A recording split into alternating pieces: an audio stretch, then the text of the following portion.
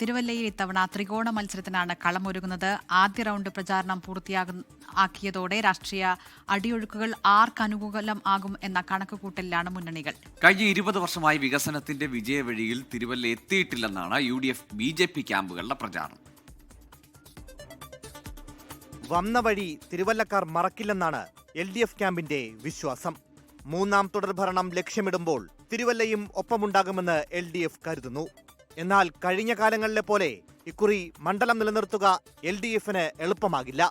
UDF സ്ഥാനാർത്ഥി Varghese മാമനും BJP സ്ഥാനാർത്ഥി അനൂപ് ആന്റണിയും മണ്ഡലത്തിന്റെ മനസ്സറിഞ്ഞ് പ്രചാരണം നടത്തുന്നുണ്ട്. വികസനത്തിന്റെ 20 വർഷങ്ങൾ തിരുവല്ലയ്ക്ക് നഷ്ടമായെന്ന് LDFനെതിരെ മറ്റു മുന്നണികൾ ആരോപണമായി ഉന്നയിക്കുന്നു. കഴിഞ്ഞ 20 വർഷത്തെ വികസന മുരടിപ്പിന് ഞങ്ങൾ പരിഹാരം കണ്ടെത്തും. അതാണ് ഈ നാട്ടിലെ ജനങ്ങൾ ആഗ്രഹിക്കുന്നത്. ജനങ്ങളോടൊപ്പം നിൽക്കുന്ന ഒരു ജനപ്രതിനിധിയാണ് ഈ നാട് ആഗ്രഹിക്കുന്നത്. 24/7. കഴിഞ്ഞ ഒരു വർഷത്തിലേറെയായി തിരുവല്ല കേന്ദ്രീകരിച്ച് പ്രവർത്തിക്കുകയായിരുന്നു BJP സ്ഥാനാർത്ഥി അനൂപ് ആന്റണി.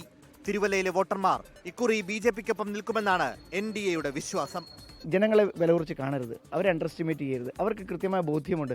പ്രത്യേകിച്ച് തിരുവല്ലയിലെ ജനങ്ങൾ വളരെ പ്രബുദ്ധരാണ്, ലോകം കണ്ടവരാണ്, എക്സ്പോഷർ ഉള്ളവരാണ്, എക്സ്പീരിയൻസ് ഉള്ളവരാണ്. പ്രചാരണം അവസാന ലാപ്പിലേക്ക് എത്തുന്നതോടെ കൂടുതൽ വോട്ടർമാരെ തങ്ങൾക്ക് അനുകൂലമാക്കാമെന്ന പ്രതീക്ഷയും മുന്നണികൾക്കുണ്ട്.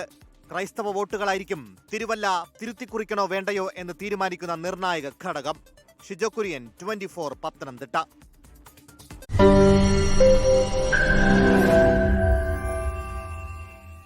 ലോകത്തെവിടെയായാലും ഏത് സമയത്തും 24 വാർത്തകളും ഓഗ്മെന്റഡ് റിയാലിറ്റി പാക്കേജുകളും എക്സ്പ്ലെയിനറുകളും വിശദമായി കാണാൻ ഞങ്ങളുടെ YouTube ചാനൽ നിങ്ങൾക്ക് സബ്സ്ക്രൈബ് ചെയ്യാം.